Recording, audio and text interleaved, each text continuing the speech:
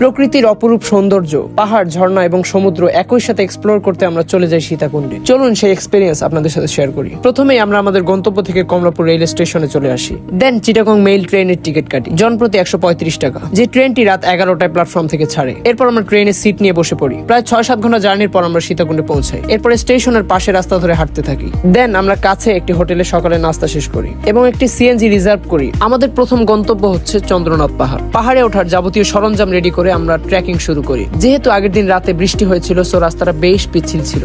পাহাড়ের অপরূপ সৌন্দর্য উপভোগ করতে করতে আমরা উপরে উঠতে থাকি। যতই উপরে উঠছি, সুবহানাল্লাহ, সৌন্দর্য বেড়েই চলেছে। পাহাড়ে না এলে হয়তো এই সৌন্দর্যটা অদেখাই থেকে যেত।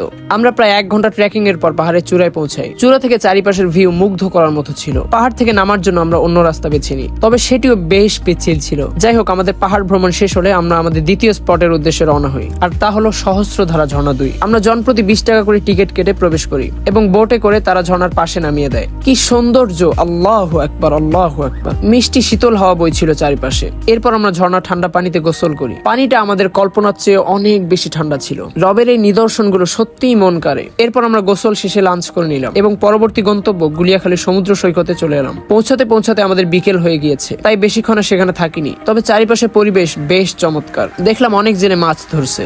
যাই হোক, এই 3টা স্পট এক্সপ্লোর শেষে আমরা সিএনজিতে করে স্টেশনে পৌঁছাই এবং ঢাকার উদ্দেশ্যে রওনা দিই। এই ছিল আমাদের একদিনের সীতাকুণ্ড ভ্রমণ। ভিডিওটি কেমন লাগলো কমেন্টসে জানাতে পারেন।